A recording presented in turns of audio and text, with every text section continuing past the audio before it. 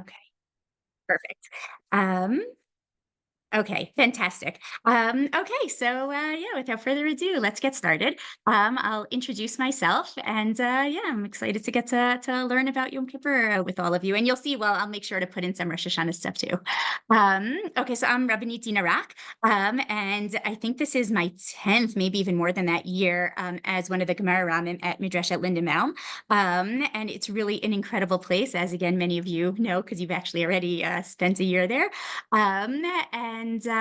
Yeah, again, there's going to be, I know, an opportunity afterwards that Cheryl is going to give more information about specifically the program. But for this piece, yeah, I just want to have the opportunity to share some Torah in preparation for the Yamim Noraim. Okay, so here we go. All right, I'm going to share the source sheet. Hold on. Perfect. Okay, here we go.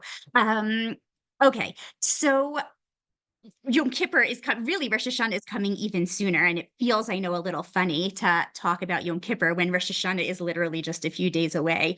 But I always feel about like poor Yom Kippur and poor Sukkot, especially that because of the fact that we kind of generally take like the whole month of El to prepare for Rosh Hashanah, and then by the time Rosh Hashanah is over, Yom Kippur, which is one of the biggest days of the year, but it's only a week away. And then by the time Yom Kippur is over, Sukkot is literally just a handful of days away. And I feel like often those two get a little bit short shrift because again, we sort of spend the entire El preparing for Rosh Hashanah. And then those two just kind of get like jammed into like the week or the few days that we have, because it's like one holiday upon the other. And given that Yom Kippur is one of the biggest days in the entire Jewish calendar. In fact, the Masechet about Yom Kippur is even just called Masechet Yoma, the day. It is the day. Right? We've got lots of other holidays, but only Yom Kippur gets to be called, right? Yoma, the day, not Pesach, is just called Pesachim and things like that. So yeah, definitely bears learning about. And I really feel also, as we'll see, I think that learning about Yom Kippur also actually helps, I think, get into the mindset for Rosh Hashanah. So our focus will be Yom Kippur, but as I said, we'll make sure to tie Rosh Hashanah in a bit also. Um, okay, so basically, what I want to address is actually sort of just the large overall question of what is Yom Kippur all about? What's kind of the essence of the day? What does God want from us? What are we supposed to feel? What are supposed to be our sort of approach and expectations of the day. And the reason I think that it's such an important question is that I don't know about you, but for many, many years, Yom Kippur was kind of a day that I dreaded in the Jewish calendar, right? Like you can't eat, you can't drink. It's a million hours in shul.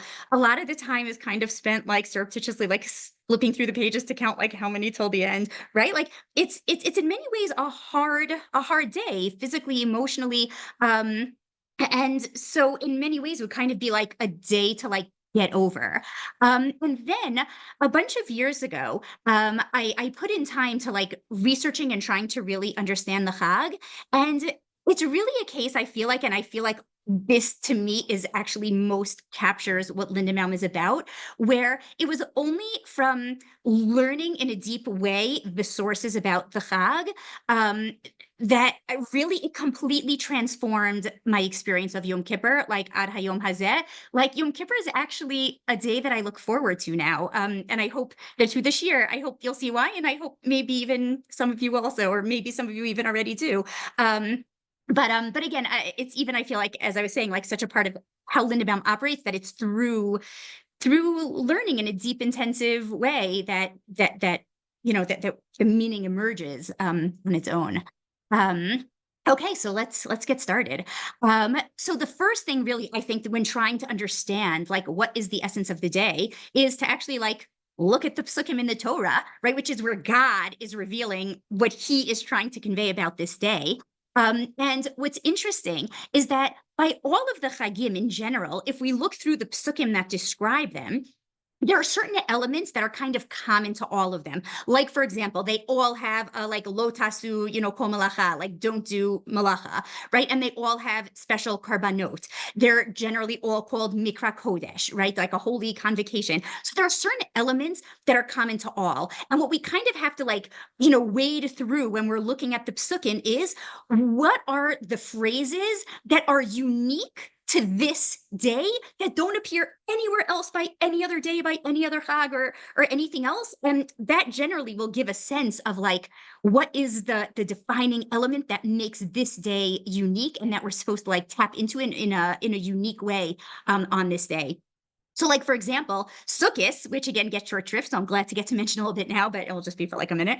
But like Sukkot, it's very clear, right, that if we look in the Psukim, so it describes how, in addition to like Mikra Kodesh and don't do Malach and whatever, the fact that we have to like build these booth type things, right, these Sukkot, and like go out and dwell in them in some way, and that we have to like take this like lulav and etro palm frond thing, whatever, and like shake them. There's no other day on the entire year, right, throughout the Jewish calendar that we do those things, and so clearly those are defining elements of the day. And so too by Pesach, right, it's very clear, right. For 7 days, eat matzah. That's very clear that that's unique. There's no other time of the year, so that's clearly a definitional element. Rosh Hashanah, again, I'll try to mention Rosh Hashanah as much as I can. Rosh Hashanah, it's actually really cool. Rosh Hashanah, as I actually have done with my students just within the last 2 weeks, when you look at the psukim about Rosh Hashanah, it's really fascinating where it does not have a lot of the elements we would expect. Never do the psukim call it Rosh Hashanah. In fact, it's not even just that it doesn't call it that. It's not. It's first of the 7th month.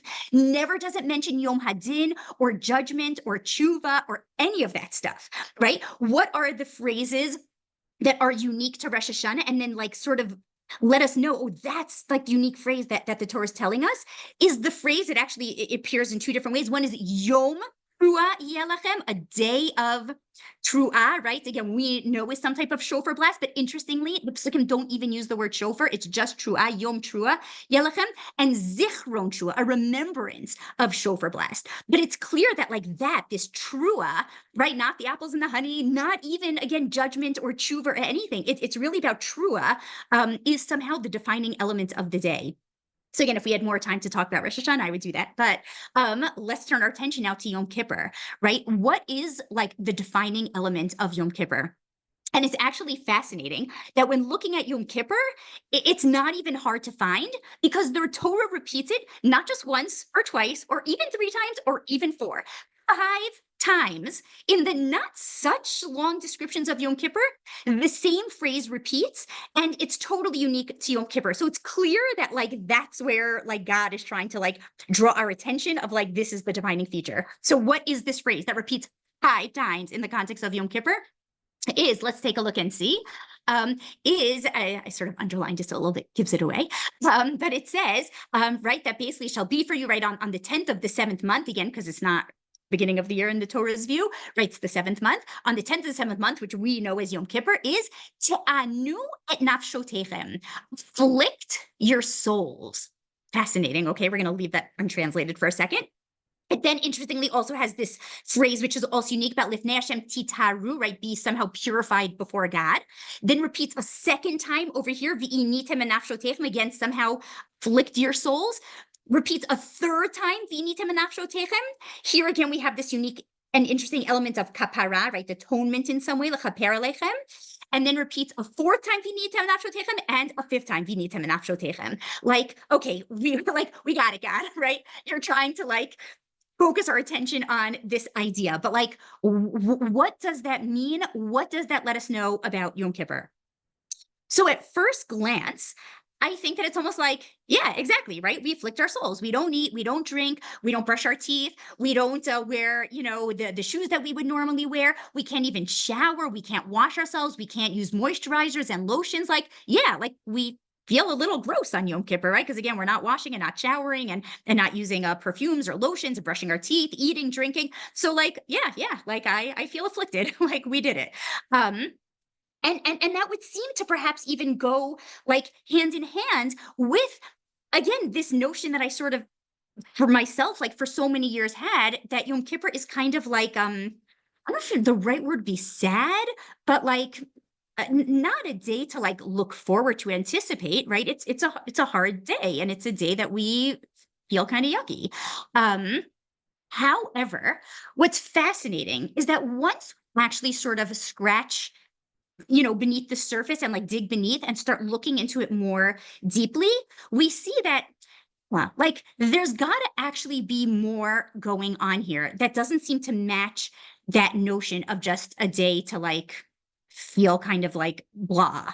Um, which is that fascinatingly, if we take a look at the Gemara in Masechet Shabbat, over here in source number 4, it mentions that, right? Amar le Reish Galuta Rav Hamnuna, my dichtiv likdosh Hashem mechubad. What does it mean, this pasuk, right? To call like the holy of God honored. Amar le ze Yom HaKippurim. That phrase is referring specifically to Yom Kippur. She'ein bo lo achila v'lo shtia. We can't eat, we can't drink, and therefore Amra Torah kavdeu biksut nikia. Dafka, we're supposed to honor it with like clean, nice clothing. Meaning, if Yom Kippur were just a day where we're supposed to like feel gross and not clean and whatever, then I might have actually thought that on Yom Kippur we should be supposed to wear like rags or like something torn or something dirty or like the oldest thing we have or something hand me down or whatever. Right? That almost would seem, at least for me, to have gone in line with other elements. Fact that not only are we not supposed to like wear like old or torn or rags or whatever, Dafka, we're supposed to honor the day with like our cleanest, our nicest, our best clothing is like, wait 1 second, like what's going on here? Like, are we just supposed to like be like separated from all physical, right? Because I might have even thought, oh, it's a day to be like separated from physicality, right? To be like the angels, to not focus on my physical self. Though, by the way, I would say that, I don't know about you, but when I can't eat or drink, to be honest, sometimes make me focus more on my physical self. Like when, I can eat and drink and whatever. So then my stomach's not growling. Then I have like the sort of like mental energy and space to like focus on spiritual things. When like my stomach is growling and I'm starving, it's hard to actually think of anything else. So first of all, that piece makes it interesting. And again, if it's just about not focusing on physical and focusing on spiritual, then what's with this about Dafka like wearing our nicest stuff?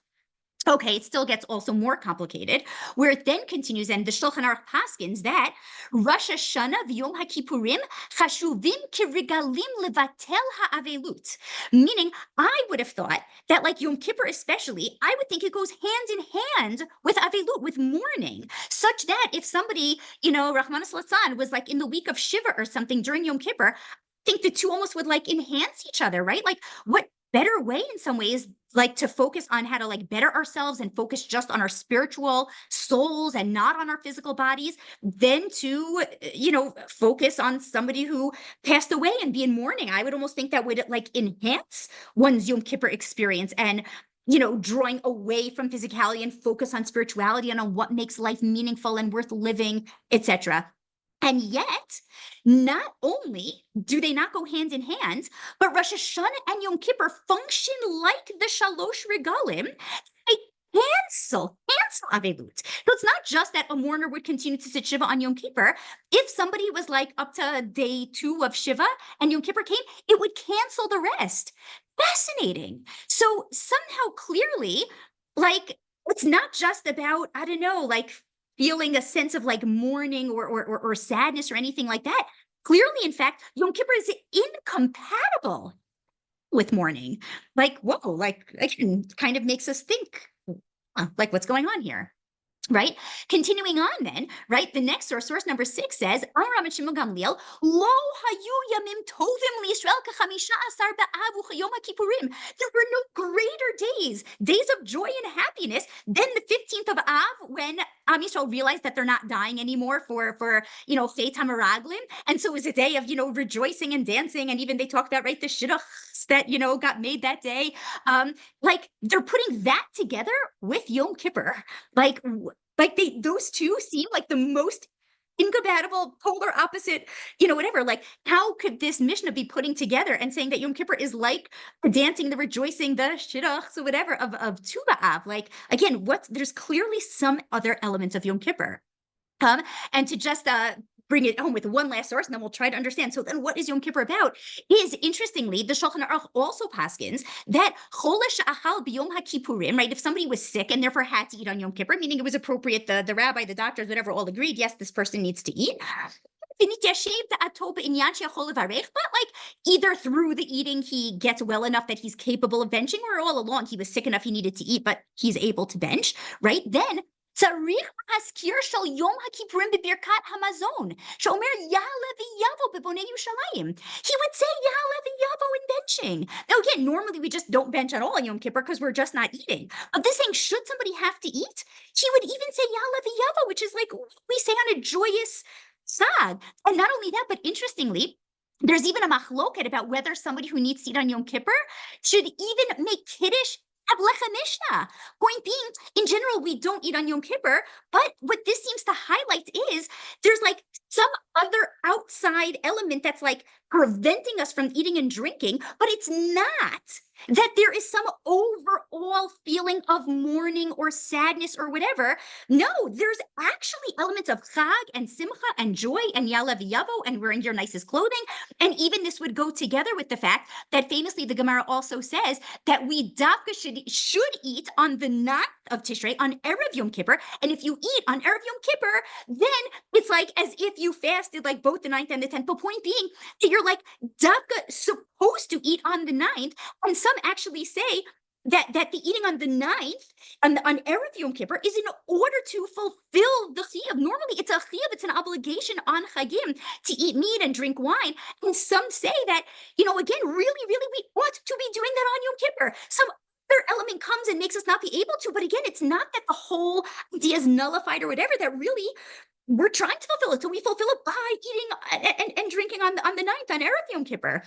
And just even see how the Mishnah Brura explains the fact that the Shulchan Aruch paskins that somebody who had to eat because they were sick would say yala v'yavo. He even explains hatam. The reason is even de beheteru achal, since this person ate in a permissible way because he was sick.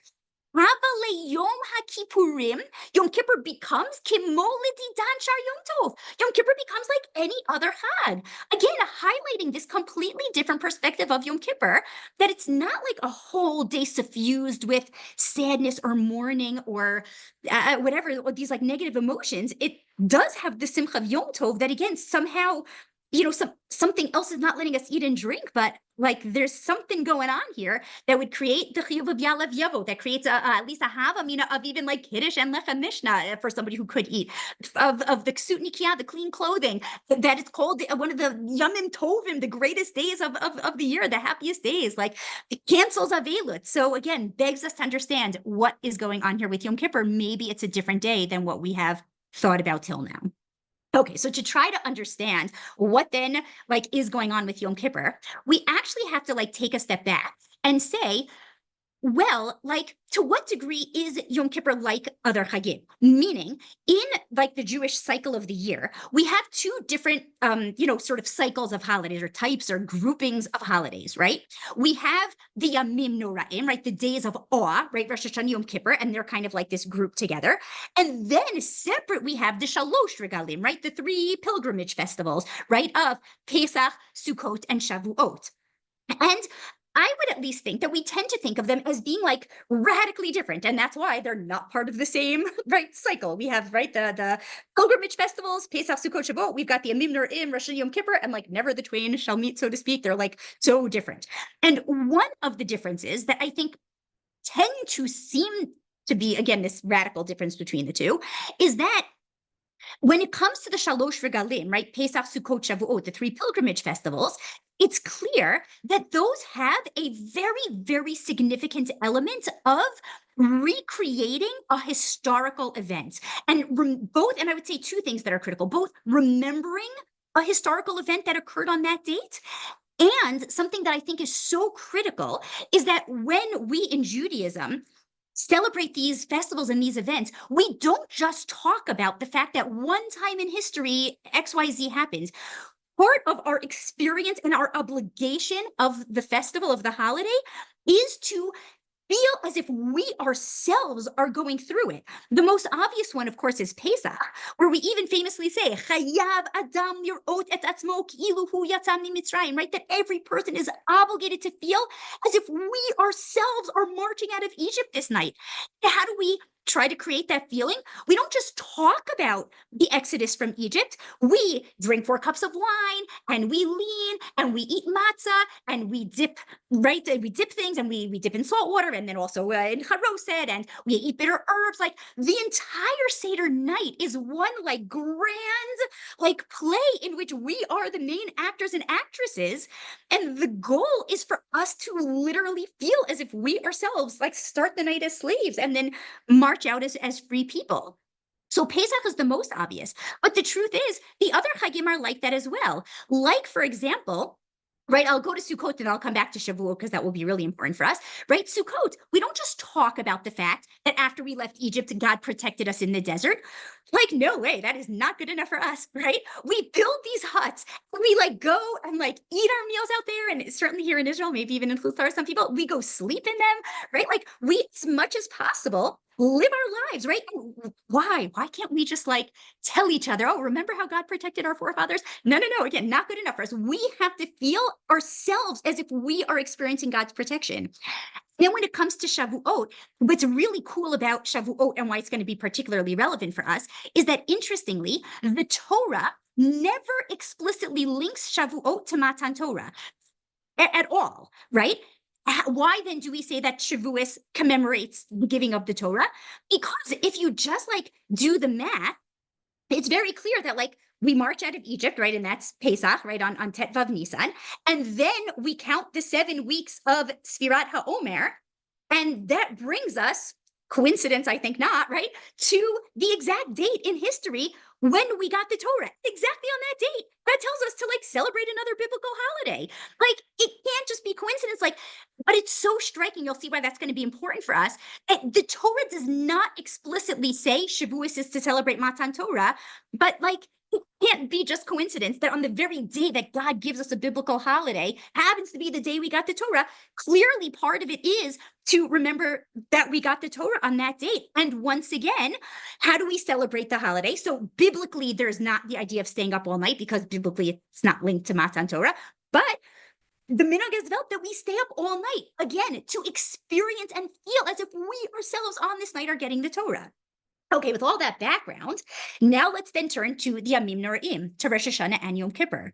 Okay, so here's where I'll even really our focus again is Yom Kippur, but just because Rosh Hashanah is just a few days away, I'll take a brief tangent to also like focus on Rosh Hashanah, which is when it comes to the Yamim Noraim, to the days of awe, to Rosh Hashanah and Yom Kippur, right? It seems at first glance that they're completely different, that they're not about remembering some grand event that occurred in Jewish history on these dates, right? Like it always seemed to me almost as if like Rosh Hashanah and Yom Kippur are like in a vacuum. And to a certain degree, Yom Kippur especially, almost as if part of what we're trying to do is like erase like all physicality, erase all sense of like time and place, and just like, again, almost like forget about our physical bodies and almost like existence in a like linear type of a way and just be these spiritual beings focusing on God and whatever, right? That's how it always seemed to me, as if they're not linked to a historical event and almost are like bidafka not supposed to be linked to any one time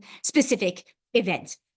However, like Shavuos, and that's why I think that Shavuos is so critical, because Shavuos, I think, really creates that model of seeing that it can't just be a coincidence that God gave us a holiday on the day we got the Torah.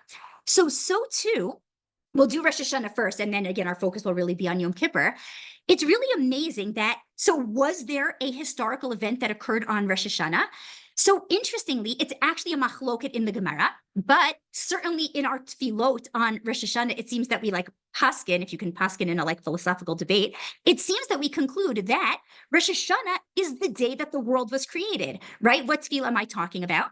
That after we blow shofar each time, right, we say Hayom Harat Olam, right? Today is like the birthday of the world. Now, what does that have to do with anything, right? And as we said at the outset, what's again the unique defining feature of Rosh Hashanah is the tru'ah, right? The shofar blast of the tru'ah. So what's so cool is the following, right? So I think think probably a lot of us know, right, that Rosh Hashanah is linked in some ways to creation. Again, we say Hayom Harat Olam, and we call it Rosh Hashanah, even though again in the Torah it's the seventh month. But what's the significance of that? So first of all, critical to realize that it is not, I don't think according to anybody, though I can't say 100%, but I'm pretty sure, it's not the day that creation started. Rosh Hashanah commemorates the day way back when, on this date in history, when man was created. Rosh Hashanah is the date when creation reached its pinnacle, when humans were created. Okay, so still let's push it further. How did God create man? What's the famous phrase that he used?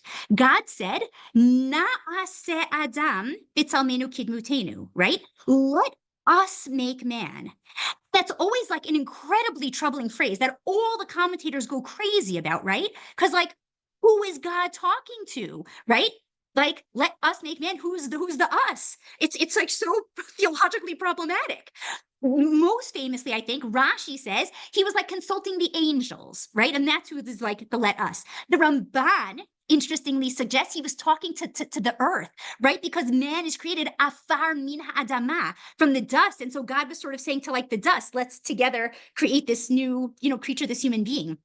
However, Rabbi Riskin, who actually founded Efrat, where I am sitting and living right now, and also founded Or Torah Stone, of which Midrash at Lindenbaum is a part, Rabbi Riskin actually at a shir he gave in Midrash at Lindenbaum, like, I don't know, probably, 7-8 years ago, like gave this like bombshell idea that like, whoa, I thought was so cool. He suggested that Na'aseh Adam, God is talking to the animals. Whoa, like that's crazy, right? Now, why would that be? So it actually makes sense, right? For those of us who accept, which I assume is probably all of us, right? Evolution. So then, yes, men develop from animals. And at first glance, that seems right, very disturbing and seems totally in like contrary to the description in the Torah. But the reason why, at least I don't find it theologically problematic as a frum Jew, or even to be a problem with creation, is even if, in fact, my body in some way evolved from a monkey, does not make me a monkey. Why not? Because the critical moment is when it says, Vayipach be'apav nishmat chayim. The moment that God breathes into man the breath of life and imparts into man the divine spark and a soul and a piece of God. So then, to me personally, I'm like, what do I care if maybe my physical body did or didn't develop from a monkey? Like, there could not be a bigger difference, right? The fact that man has that, that God blew into us the breath of life, God gave us a piece of himself, like, that's night and day. It's not the same universe. But what's so cool then is, why then would God say Na'aseh Adam, and why would God do it that way, of like this sort of, meshing of the two? Because it's so critical for us to realize that, yes, you know what? We do have animalistic urges. We there's a part of us that is in fact part of the animal world. But it's the moment of the Yipach Ba'apav Nishmat Chayim that is what transforms us entirely. And here's the amazing part. This is what Rabbi Riskin points out. I think is amazing. What is the main mitzvah on Rosh Hashanah? That's the defining mitzvah, is blowing shofar. What is blowing shofar? We take literally an actual piece of an animal. It's not even like symbolic, whatever. It is an actual horn of an animal. And what do we do with it? Vayipach apav nishmat chayim. We take this piece of an animal and we blow the breath of life into it. Like, unbelievable, meaning part of what we're doing with the main defining mitzvah on Rosh Hashanah is just like how on Pesach we relive and recreate the moment of the Exodus. And just like on Shavuos, we relive as if we ourselves are getting the Torah. And on Sukkot, we relive being protected by God. On Rosh Hashanah, we are reliving and recreating that moment when God created man. The defining moment of God creating man is the moment of Vayipach ba'apav nishmat chayim. That is what we do on Rosh Hashanah. We take a piece of an animal and Vayipach ba'apav nishmat chayim. Perhaps then part of the message of, okay, so like then we have to ask, why are we doing that on Rosh Hashanah? Is to perhaps give that powerful message. Again, there's so many powerful messages about the shofar, but at least one is to like think as we're hearing that cry of the shofar and as like we're being aware of like that's the action being done, Vayipach b'pav nishmat chayim, is like it's on us. The challenge is ours to enhance and build the divine element that makes us who we are. Yes, we have the animalistic horn part also, but it's our opportunity. Because actually, to add a second super cool idea, is Rav Soloveitchik actually interprets as a fourth possibility that Naaseh Adam was God speaking to man and reaching out his hand in partnership to us and saying, "You're not just creating you like automatons. We together, meaning God and us, each one of us together, we get to create ourselves, right? We're not just ready, we have free will. And so I think that part of the message of the blowing of the shofar is to create the moment of the creation of man and to really like try to like take into ourselves. God is calling out to us to partner with him in creating ourselves. And part of what that means and how we accomplish the creation of ourselves in partnership with God is to emphasize and build and strengthen the divine spark that is within each of us rather than the animalistic piece that is there. But it's up to each of us. Naaseh Adam, God is inviting us to partner with him in the Vayipach b'pav nishmat chayim. So that's also an idea about Rosh Hashanah and about like the historical element that I really think, and again, I think it's by focusing on the historical pieces that we can also get like so much more out of these chayim. So that's Rosh Hashanah. But now to, again, redirect our attention back to Yom Kippur. So what about Yom Kippur then? Is there some historical event that happened on Yom Kippur? So it's not just what I would suggest, it's actually just so clear. And again, it's dafka by using the parallel again of Shavuos, where the Torah doesn't say Shavuos is the date of Matan Torah, but if you just do the math, it becomes clear. So Rashi here, back to the source sheet, in source number 8, does the math of when Matan Torah happens, and then Moshe goes up for 40 days and 40 nights, comes down and sees Chet Egel and has to smash the luchot, has to go back up to ask for forgiveness. And basically, Rashi does the math and comes to the following conclusion. For anybody who has time, you can read the whole thing, right? He does all the math, and he comes to the conclusion, just jumping to the underline where he says, Asara b'Tivrei nitritza HaKadosh Baruch Hu liYisrael b'simcha u'b'leiv shalem. It was on none other than the 10th of Tishrei. Again, it was just by doing the math of we know what day we left Egypt, we know what day we got the Torah, we know how many days Moshe's up and getting the luchot, how when he comes out, like it's just by doing the math that it just comes out that it was none other than on the 10th of Tishrei, which is the date of Yom Kippur, that God forgave Am Yisrael worst sin in all of Jewish history, and he forgave us with joy and a complete heart. But Amar lo Moshe salachti chiparech, and he said to Moshe, I forgive you as you've requested. Umasar lo luchot achronot, and gave Moshe the second set of luchot on that very date, on Yud Tishrei, on Yom Kippur. Now, here's what's amazing.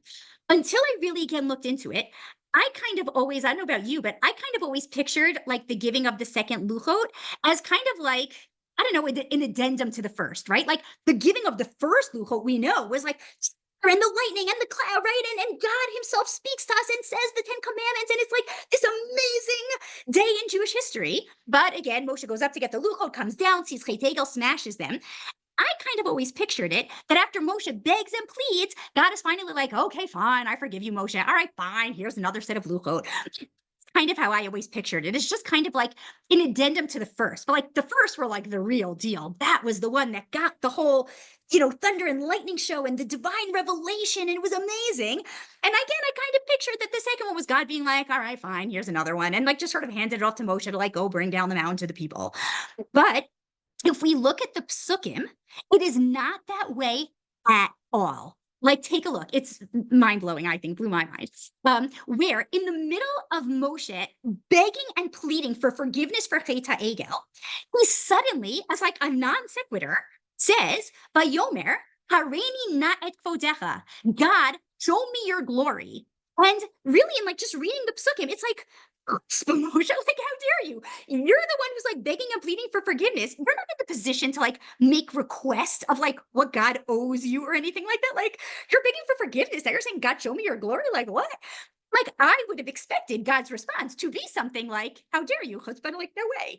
But God's response, take a look, is unbelievable. God says, all right, you're on. Yeah, I'm going to do it, right? Look what God says. He says, Vayomer, ani avir kol tovi al panecha. I will in fact pass all my goodness before your face, Moshe.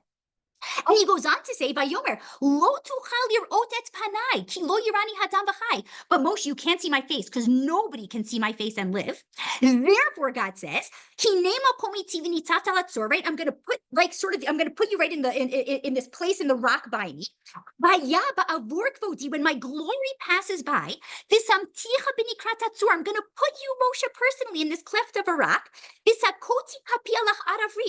I, God, I'm going to personally protect you from my own intensity, and I'm going to like cover you with my divine hand.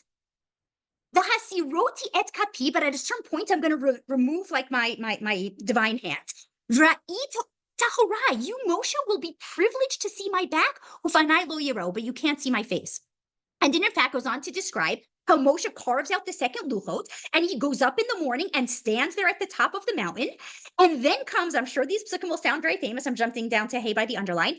But Yered Hashem ba'anan. God, in fact, as he promised, comes down in this cloud. Vayityatzeiv imosham, and stands with Moshe there. Vayikra b'shem Hashem, calls out in the name of God.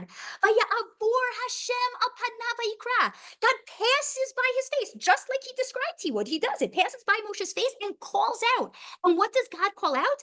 Hashem, Hashem, kel rachum v'chanun erech hapayim rav chesed emen, etc., right? Why do we recognize these? Because we're saying them every single day now in Slichot, right? We just started last night, right? Saying Slichot. The Yud Gimel Midot Harachamim is like the centerpiece of Slichot. And in fact, on Yom Kippur, they're the centerpiece of the Yom Kippur Tefillot in Ne'ilah, right? The closing prayer that we say at the end of Yom Kippur. Flip through your Machzor, right? The Yud Gimel Midot Harachamim are on literally almost every single page of the Yom Kippur davening. It comes from here. It comes from that is what God revealed to Moshe as he was giving him the second luchot.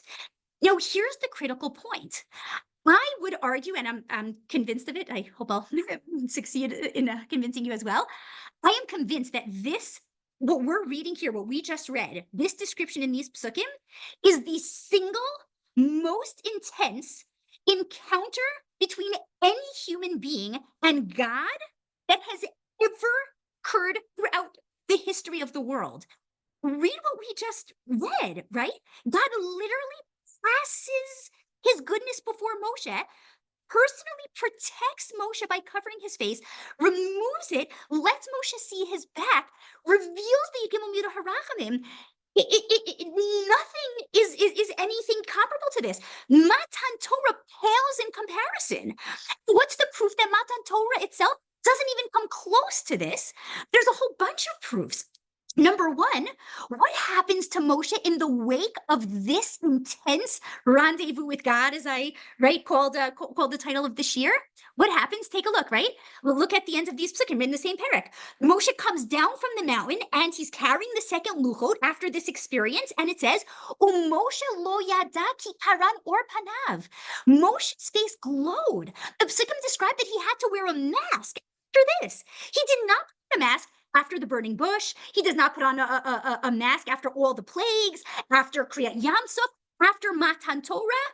It's only after this that Moshe has come so intensely close to God that he is forever changed, even in a physical sense, and his face glows. Clearly something happens here that is unparalleled. Not only that, but when we think about it, of course this is more intense, right? What did God reveal on Har Sinai? He revealed laws, right? Do's and don'ts. Don't kill, don't steal, do keep Shabbos, do honor your parents, right? What did God reveal here? He revealed his personality. It was almost as if God said, let me tell you about myself. Like, whoa, like that is way more intense than what we got on Har Sinai. And again, the whole description on Har Sinai, it's thunder and lightning and clouds and smoke. There's nothing like this where it's literally described that like God passes before Moshe and has to, cover him with his face. This is literally unparalleled. Now you might then say, wait 1 second, then why do we celebrate Matan Torah at all, right? Like why are we celebrating Shavuos?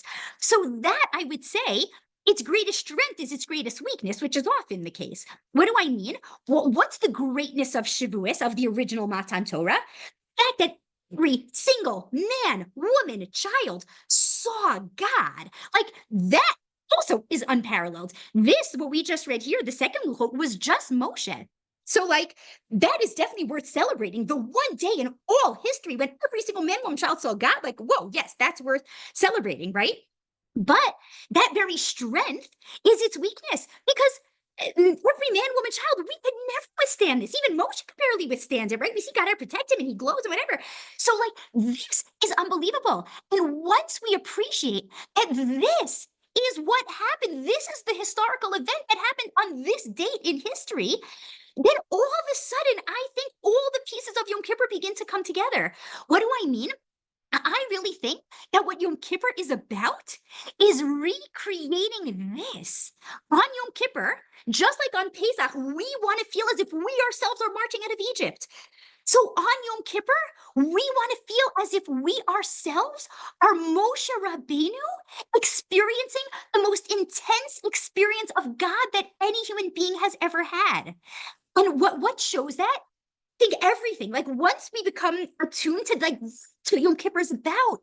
It's about us trying to be Moshe Rabbeinu, right? So number one, what really, really in the way the Psukim describe Yom Kippur, besides for also V'nitem and Nafshotechem, which we'll come back to, it was the one and only day throughout the entire Jewish year Kohen Gadol could enter the Kadosh Kadashim. Oh my gosh, it's like so obvious, of course. Kippur is the one day in history that humans able to come close to God in a way that we just can't any other day of the year. Right. But now let's even bring that like to us. So, like, what does that mean for us? We unfortunately don't even have a Beit HaMikdash or a Mishkan or a Kohen Gadol. So, what does that mean for us? How are we supposed to be feeling like we're Moshe Rabbeinu? So, number one, what I said, right? The fact that we repeat the Yud Gimel Midot over and over and over again. So, I don't know about you, but I was always taught that it's because they're kind of like, a magic formula that God said, if you say this, like I, vouchsafe you forgiveness. There is truth to that as well. But why? What's it about? Think it's that when we say over and over again, and again, I hope that we'll all think about this on Yom Kippur and Megillah when we're crying them out, we are being Moshe Rabbeinu experiencing this moment. Like that Midot Harachamim is what God revealed on Yud Tishrei in the midst of this intense rendezvous with God. And that's what we're trying to feel when we're saying them over and over again. Let's push it further. What did we say? What's really, I think, in many ways, the centerpiece of our experience of Yom Kippur is the fasting, the not eating and drinking. And again, earlier we said it almost feels as if it's supposed to be like, I don't know, somehow sad or maybe like angels or maybe whatever. There's different elements or, removing from physicality. But I really think what is behind the not eating and not drinking? We're being Moshe Rabbeinu. How is that Moshe Rabbeinu? Take a look at this pasuk, pasuk Chatche. How do the psukim describe Moshe Rabbeinu's experience when he was up there having this intense divine experience? Lechem lo achal umayim lo shata. For 40 days and 40 nights, Moshe didn't eat or didn't drink. I think part of the fact that we fast on Yom Kippur is just like on Pesach, we want to feel like we left Egypt. We want to feel on Yom Kippur like we are Moshe Rabbeinu meeting God's Shekhinah, like up there on the mountain. We want to feel as if we're literally stepping into his shoes. Speaking of which, what then is about this? We are literally trying to step into his shoes. What does that have to do with this, right? Notice what happened by, say, the burning bush when Moshe had his first experience of meeting God. God says to him, take a look over here. Shal na'alecha me'al raglecha, ki hamakom asher ata omed alav admat kodeshu. Take your shoes off. You are standing on holy ground. Really, really, we just kind of don't wear like leather shoes, but we wear all different kinds of shoes. But really, it seems that the idea on Yom Kippur is to not wear shoes at all, just like Moshe had to take off his shoes when encountering the Shekhinah. Yoshua had to take off his shoes when he encountered the Malach. Kohanim take off their shoes when they do Birkat Kohanim. On Har Habayit, shoes are not allowed. on Yom Kippur, the Shekhinah descends and it's here. And we should all take the time on Yom Kippur to just like step outside and just like look around and like feel that the Shekhinah is present in a way that it isn't on any single other day of the year. And like, what an opportunity. And so we don't want to be like wearing shoes because we want the Kedusha to be able to like seep into us. Right? What's one of the other inuyim is no right no intimate relations between spouses. And again, we might think it's about removing from physicality or things like that. There are elements of that as well. I don't want to be negating that entirely. However, what does that tie into? It's so clear, right? In the 3 days before Matan Torah, when all of Am Yisrael were going to encounter God, one of the preparations they had to do was, right, right? They had to separate from spouses because they were going to encounter God. And famously, right, the way that Rashi interprets Moshe, right, the Lashon Hara that Miriam and Aaron said about Moshe, about the Isha Kushit, was that he separated from his wife Tzipporah because at any moment he could encounter God. Point being, all of the sudden, all these practices that, again, as we started this year, feel like it's about removing from physicality or maybe almost like feeling gross or beating ourselves up in some way. No, I really think that the essence of Yom Kippur is about us being like Moshe Rabbeinu and encountering God. By the way, that's even reflected in our minhagim, right? First of all, we do in fact wear like our nicest clothing, and there's even a minhag to wear white and to remove our jewelry, right? And like, why? Because like also there's all these elements where before Matan Torah, right? They had to wear their like nicest stuff. And right, the Kohen Gadol, before he would enter into the Kadosh Kadashim, specifically had to remove it. It's described at length in Masechet Yoma, that every time the Kohen Gadol entered the Kadosh Kadashim, he had to remove his gold jewelry. So even though, unfortunately, we don't have a Beit HaMikdash, we don't have a Kadosh Kadashim, and you and I are not the Kohen Gadol, but that is fundamentally how we are supposed to feel on Yom Kippur. We're supposed to feel that sense of like the Shekhinah is here and I'm getting to encounter it. And what I want to then, like, just to pull it all together to tie it into is, well, then what about all of like the other preconceived notions that we have about Yom Kippur? Like, what about the fact that, like, I don't know, for all the years of my life, I learned that it's about like hunching over and clapping all the al chait. And it's not just that I learned that, that is in fact what we do, right? Like, if in fact what I'm saying is true, and again, I think there's tons of support for it, and we do cry out the Yid Gimel Midot, and again, we're imitating Moshe and taking off our shoes and not eating after all that stuff. But like, what then about the clapping al chaitz and the beating ourselves up and all that? Like, how does that fit in? So what I would say is as follows. And by the way, I think it can also answer a second question. Well, I'll get to that first. I'll do this, which is that, yes, I do think that a critical element of Yom Kippur is doing tshuva, but it's not the finish line. If the only thing we focus on Yom Kippur is doing tshuva, then it's almost like running a marathon, like sitting down when like the finish line is like 10 feet away. It's like, what are you doing? You're so close, just like cross the finish line. So too, yes, tshuva is a critical element of Yom Kippur, but it's not the end goal. It's not the finish line. What do I mean? What role does the tshuva play? The goal of the tshuva is to enable us both to be ready for and to earn the closeness with God that is really the finish line and the goal of Yom Kippur. What do I mean? It always, to me, like the best way I think to grasp, or the way that I think of it, is the way that the Rambam describes prophecy, right? I think most of us, right, myself included, would tend to think of prophecy as like God just randomly, bam, comes down and like talks to somebody. The Rambam says, no way, like that's not what it is. For the Rambam, prophecy is a very natural process that if you work on yourself and on your midot and introspect and learn and think about God and what he must be like, then through that process, one naturally comes to a deeper understanding of God. And according to the Rambam, that deeper understanding is prophecy. It's not some miraculous, like, bam, God suddenly comes, a voice appears out of nowhere. It's you work on yourself, you introspect, you think about God, you learn, you come to a deeper understanding. And that deeper understanding that you have worked to attain, that is prophecy. So I would take that and apply that to Yom Kippur. Why are we doing tshuva? That yes, we need to do tshuva on Yom Kippur 100%, really 1,000%. To me, the ideas of this year to me inspired me even more to do tshuva. Oh, what's the goal of the tshuva? What's its role? To not be end unto itself, though it is also a good end unto itself. The reason why we're doing tshuva, not just on the day of Yom Kippur, right? Why do we start already on Elul? And then even more so, we do Slichot, and then we have Rosh Hashanah, which we're going to have in just a few days. And then we even have the Aseret Yemei Tshuva. Why do we need all of that? Almost no other holiday has that kind of buildup and a precursor. It's because the tshuva is what enables us to hopefully accomplish that closeness with God. Meaning, if in fact we utilize Elul and Rosh Hashanah and the Aseret Yemei Tshuva in the way that we're meant to, so that we really introspect and work on ourselves and think about God, then when like the sun sets and Yom Kippur descends and the Shekhinah descends and it's here, only if we've done tshuva can we actually potentially really tap into that feeling of like, whoa, like I on this day am like feeling the presence of the Shekhinah and feeling like Moshe Rabbeinu, experiencing God in a way and with an intensity and with a closeness that I never thought possible before. And that without all the work of the tshuva of Elul and Rosh Hashanah and the Yisrael tshuva, it actually wouldn't be possible.